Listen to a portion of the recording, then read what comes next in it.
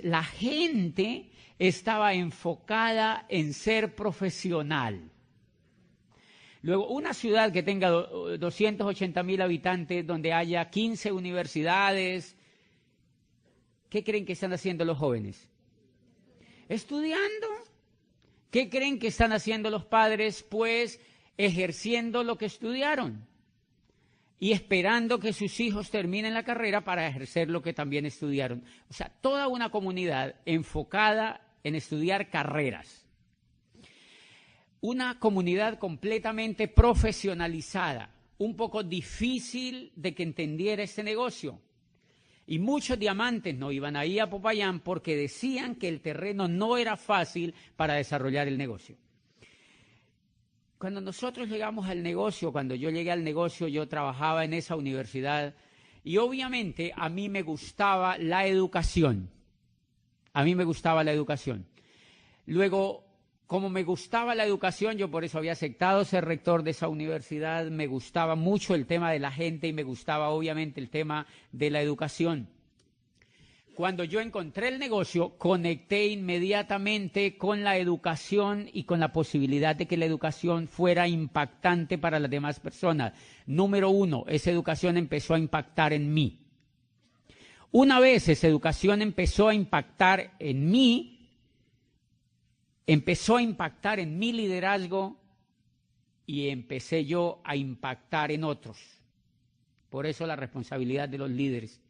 ¿Por qué me impacté en el negocio? Me impacté en el negocio porque por primera vez en la vida me daba cuenta de algo que después de haber estudiado 30 años no me había dado cuenta.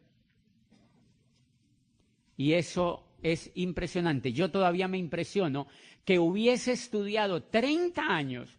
Yo fui a la primaria, hubo aquí gente que fue a la primaria, ¿verdad? Porque sí, aprendimos a leer, aprendimos a escribir. Yo fui al jardín, al antejardín, fui a la primaria, fui al colegio y fui a la universidad. Después de haber ido a la universidad, mañana en la historia se van a dar cuenta todos, yo estudié otra carrera porque yo quería seguir estudiando, porque a uno lo que le han dicho es que estudie. Entonces yo estudié una carrera, ya había estudiado, miren, si ustedes se ponen a darse cuenta, uno estudia 5 años en la primaria, 5 años en la secundaria, 5 años en el bachillerato, 5 años en la universidad y después uno se gasta unos 3 haciendo posgrados. O sea, estamos hablando de 23 años y yo en la última etapa, en esa que les muestro el posgrado, estaba empezando un doctorado que demoraba 5. O sea, iba para 28. Qué ternura, ¿verdad? 28 años estudiando y no me había dado cuenta de una cosa. Me di cuenta en ese negocio.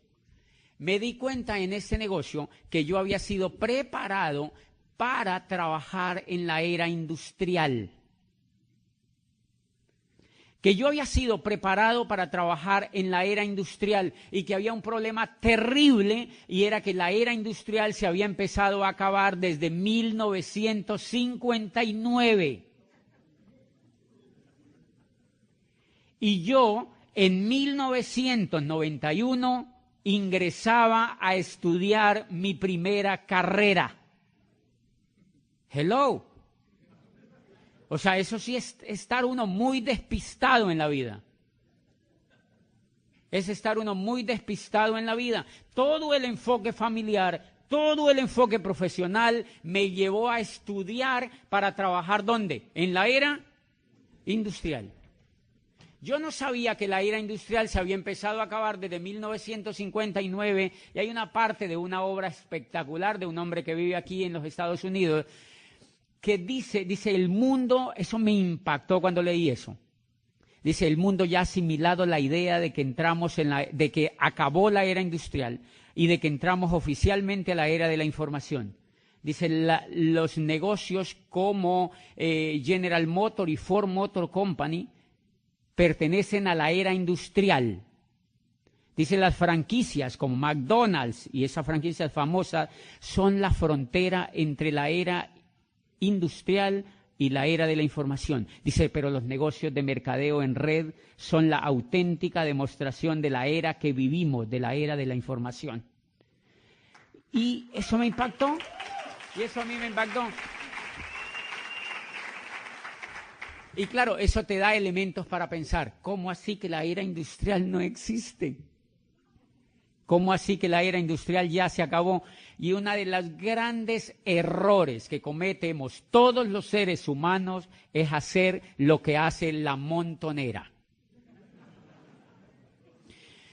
Todos los grandes errores en todas las etapas de la evolución humana se cometen porque el ser humano es un poco rebañista. O sea, nos gusta estar donde están todas las ovejas. O sea, nos gusta estar donde están todas las ovejas. Claro, el gran problema es que la era agrícola duró 10.000 años. La era agrícola duró 10.000 años. 10.000 años duró la era agrícola. ¿Mucho? Bastante. ¿Cuánto duró la era industrial? Menos de 300 años. Quizá la gente creía que la era industrial iba a durar 10.000 años. No, duró menos de 300 años y sucumbió. ¿Cuál es el gran colapso? Nosotros, y esa es una cosa importante para el liderazgo, porque muchos de los líderes no se califican a diamante porque no saben qué es lo que están haciendo. Y si no saben lo que están haciendo, tienen miedo. Tienen miedo de contactar a otros, tienen miedo de dar el mensaje y tienen miedo de tomar una decisión.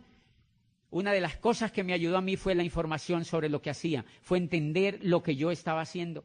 Y entonces eso a mí me impresionó. Si la era agrícola había durado 10.000 años, la era industrial en la cual yo estaba preparado para trabajar ya se había acabado, se estaba terminando de acabar y yo estaba haciendo un doctorado para trabajar en ella. Eso explica una cosa para que los tranquilice a todos. Si ustedes tienen hijos que no quieren estudiar, si muchos de ustedes no fueron a estudiar, los felicito.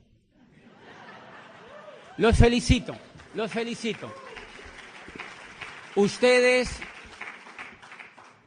no porque no aprendan, sino porque gracias a su voluntad y gracias a la persona que a usted le mostró este negocio, usted entró a hacer una carrera en la era de la información, en la era vigente, una carrera que es competitiva y que al menos yo estoy seguro que nos va a durar otros 200 años. Al menos nos va a alcanzar para 200 años, ¿verdad? Al menos alcanzamos a morirnos dentro de ella. ¿Qué fue lo que pasó antes? Que los que nacieron en la era agrícola no se alcanzaron a morir. 10.000 años. Muchos de nuestros abuelos, de nuestros padres, nacieron dentro de la era información, de la era industrial, perdón, y alcanzaron a morirse. ¿Qué era lo importante en la era industrial? Jubilarse. La gente entraba a una gran empresa, ¿a qué? A jubilarse. Ellos se sentían jubilados desde que entraban. Uno se moría en vida desde que entraba a la empresa. Porque cuando la era industrial estaba en su furor, ¿qué era lo que mantenía a la gente con ganas de estar allá? Que se podían jubilar. Que había estabilidad, ¿se acuerdan?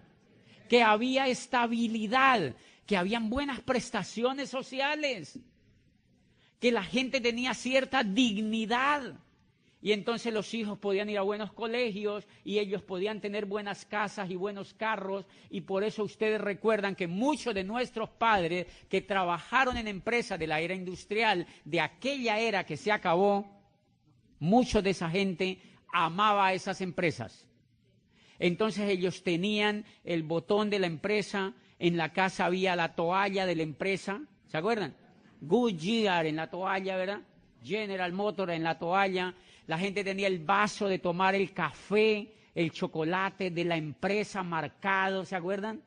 La gente tenía hasta medias con la marca de la empresa, calzoncillos con la marca de la empresa. O sea, tenían identidad con la empresa porque la empresa les permitía. Tenían la bacenilla de la empresa, tenían montones de elementos que les permitía a la gente sentirse orgullosa de lo que hacían.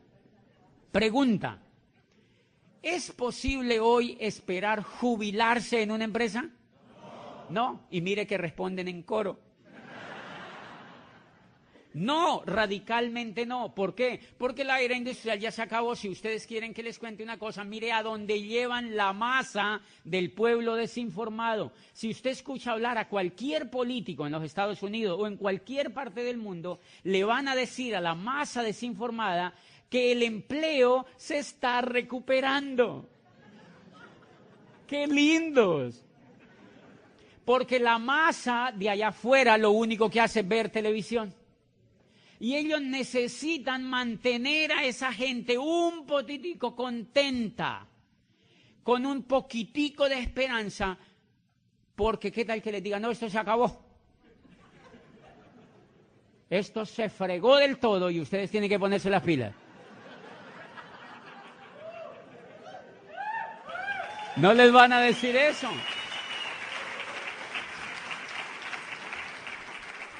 Entonces le muestran a la gente estadísticas donde le dicen el empleo se está recuperando. Mira, estaba el empleo, el desempleo era del 20 o del 25 y ahora estamos en el 24.85.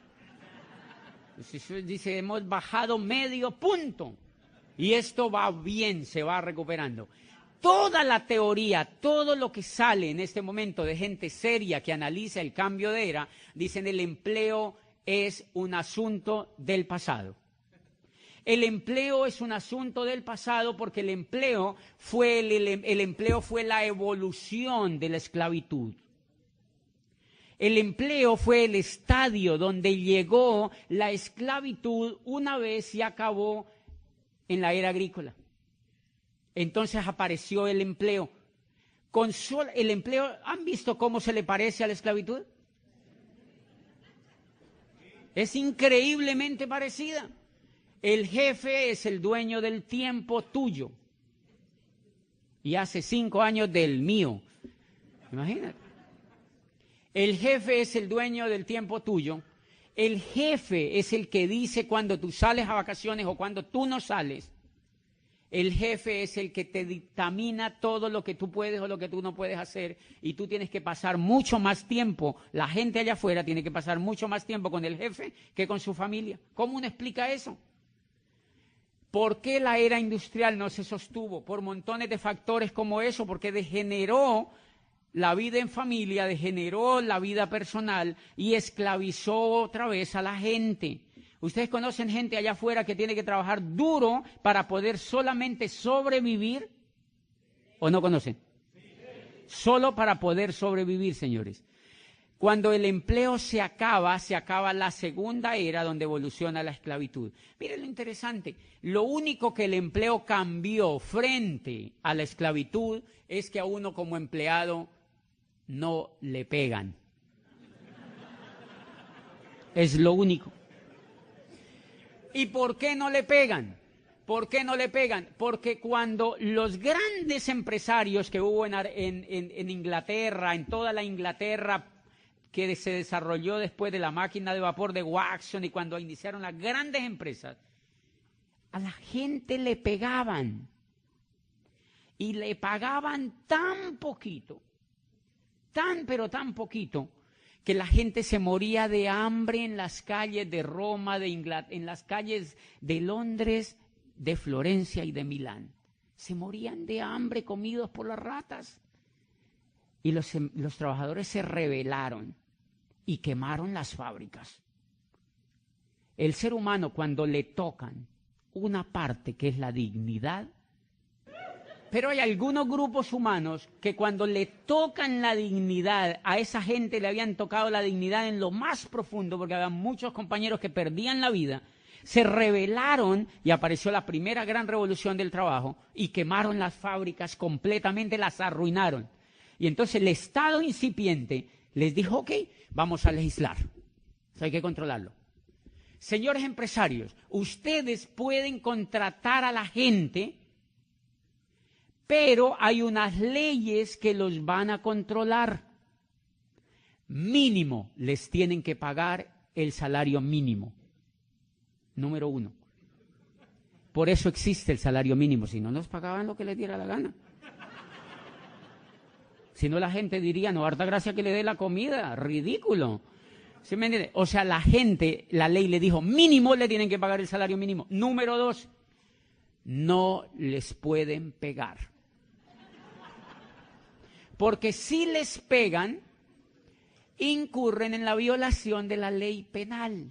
Por eso es que a uno no le pegan. No le pegan físicamente, pero le pegan psicológicamente a la gente. María, si tú no rindes, hay 50,000 personas de México que quieren pasar la frontera.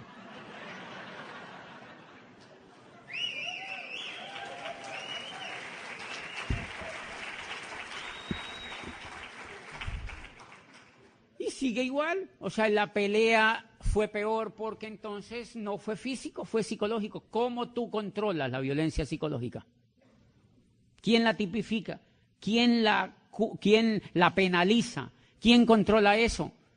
Señores, y entonces la gente empezó un juego impresionante. Si ustedes en esta convención líderes toman conciencia un poquitito más del tema que nosotros hacemos, ustedes se levantan de esa silla y se van a Diamante. Porque si no se han levantado de esa silla para irse a Diamante, es porque todavía no son conscientes de la gravedad que es si uno no se hace diamante en este negocio. Porque no comprenden el entorno. No funciona. No funciona. Es impresionante, impresionante lo que está pasando en el mundo laboral. Yo voy mucho a Chile. El año pasado fui unas 5 veces a Chile. Y di una conferencia en una universidad prestigiosa allí de Santiago a estudiantes de la Facultad de Economía con sus profesores, hablando de esta crisis, de la crisis que el mundo de Occidente va a vivir por el acabose de la era industrial. Y yo les decía, y miren, ¿cuántos estudiantes aquí en Santiago de Chile están estudiando para trabajar en la era industrial? ¡Qué catástrofe! Por eso esos muchachos salen de la universidad con un título y van donde el papá y le dicen, papá, no hay nada. ¿Qué va a haber? Y el papá está más despistado que el hijo. Porque ninguno de los dos sabe qué fue lo que pasó. Ninguno de los dos sabe qué fue lo que pasó. Y hay una cosa elemental que me impresionaba y que me daba cuenta que pasaba ahí en ese mercado de Chile. Y mire lo increíble. En Chile, el gobierno aprobó una ley democrática que permite contratar a la gente con 0 prestaciones sociales. Con 0 prestaciones sociales. Ese es el futuro que les espera a la gente que no se educa como empresario y a la gente que está esperando que la contraten y que la sigan explotando las empresas. Esas personas van a salir educadas a un mundo donde van a tener una calidad de vida increíblemente mala. En Colombia están contratando muchachos muy jóvenes, brillantes de prestigiosas universidades por $500. $500. Y cuando eso, le dicen al muchacho que es para que coja experiencia. Y cuando ya tienen unos 10 años, entonces ellos dicen, oh, si ya no corre igual, ya no es lo mismo, ya se está poniendo como canción, reemplacémoslo por 2 de 20. Reemplacémoslo por 2, cuando ya la persona está cumpliendo 40 años, entonces lo reemplazan por 2 de 20. Y la persona sale allá desinformada, desmotivada, completamente desahuciada por el mundo laboral, a echarle la culpa al gobierno, a echarle la culpa a los demás y a quejarse, y a quejarse, y a quejarse, y a quejarse. Carencia de información. Mire, en todo lo que nos ha metido el mundo laboral, la era industrial nos metió en un jueguito increíblemente espectacular. La era industrial nos metió en este jueguito y es que nosotros, fíjense, por eso les digo que no, mire, la gente en general hace este juego allá afuera. La gente va y estudia. Normalmente el papá paga el estudio. ¿De quién es el colegio donde el muchacho estudia? ¿De un rico o de un pobre? Normalmente de un rico. Casi los pobres no tienen colegio, mire qué cosa tan rara. De verdad, es bien raro, pero ese colegio es de un rico. ¿Quién trabaja para pagar ese colegio? El papá trabaja en un puesto, hace lo que haya que hacer para pagar ese colegio. Okay. El muchacho estudia y cuando se va para la universidad, normalmente el muchacho saca un crédito. Aquí también se da igual, le dan un crédito para que estudien y el muchacho se va con un crédito a la universidad. Cuando ese muchacho sale de la universidad, sale con la primera cruz. Una deuda. Sale lo han educado para que se endeude. Y él ya sale con la primera gran deuda. O sale el muchacho o sale el papá. Pero nadie se vuela de esa deuda. ¿Ok? El muchacho va a una empresa y imagínense solamente con ustedes, no lo tomen solo por la universidad, porque a partir de aquí es el jueguito igual para todos. Sea que haya ido a la universidad o sea que no, el jueguito es igual porque lo diseñaron democrático. O sea, para que todo el mundo caiga ahí en ese jueguito. ¿En qué consiste? El muchacho va allá a la empresa y lo contratan. ¿El dueño de la empresa es un rico o un pobre? Normalmente es un rico o es alguien que tiene más ingresos que el que quiere trabajar. Porque si no tuviera más ingresos que el que quiere trabajar, pues el otro no iría a trabajar allá. O sea, uno va a trabajar, adivine por qué.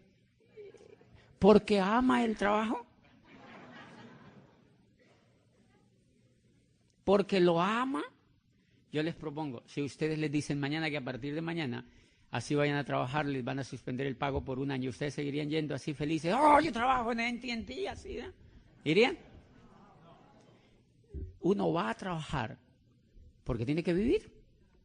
Lo que pasa es que la gente, a uno lo educa para que yo amo el trabajo. O sea, sí, hay gente que le gusta lo que hace y no todo el mundo lo hace por dinero, pero la gran mayoría de gente le tiene que ir a trabajar porque no tiene dinero.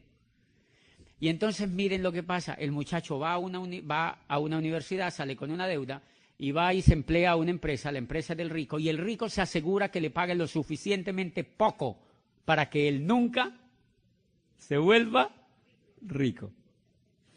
Y el muchacho no sabe cómo es el juego de la economía. Entonces el muchacho se va para la casa y cuando llega a la casa, como él ya tiene sueldo, él dice, estoy como aburrido aquí en la casa. Entonces él va a un centro comercial y en el centro comercial lo primero que ve es un plasma. Y él dice, no, pues yo no lo voy a comprar a contado, yo lo voy a comprar a crédito. ¿Quién le vende el plasma? Un rico. Y entonces él se sienta cada que sale del trabajo, ya ahora va a trabajar todo el día y se sienta a ver el plasma.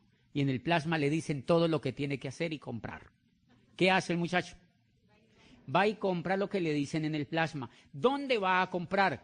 Al almacén de un rico. Y él no se da cuenta, él va y compra al almacén de un rico y normalmente cuando él compra, él se da cuenta de un detalle, no le alcanza la plata. Yo les quiero hacer una pregunta. ¿Alguien ya se dio cuenta de ese detalle?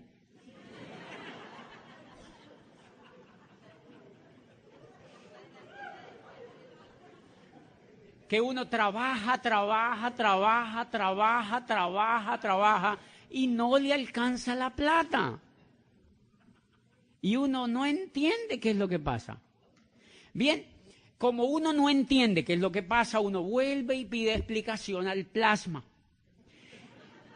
Y uno se sienta y uno le dice, y entonces uno dice, si no me alcanza la plata, entonces sale y le dice el plasma, tranquilo, si no le alcanza la plata, hay American Express, hay Visa, hay Mastercard.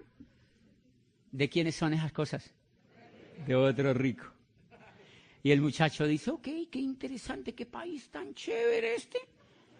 Pase esa tarjeta para acá.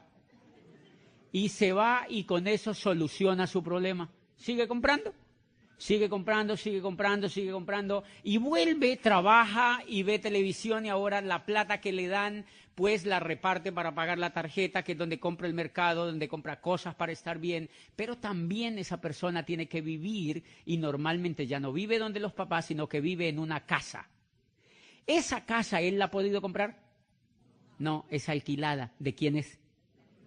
De un rico. Entonces, mire, ya le paga la universidad la deuda en que lo metió, ya le paga la visa al rico y ahora le paga la casa que es donde tiene que vivir.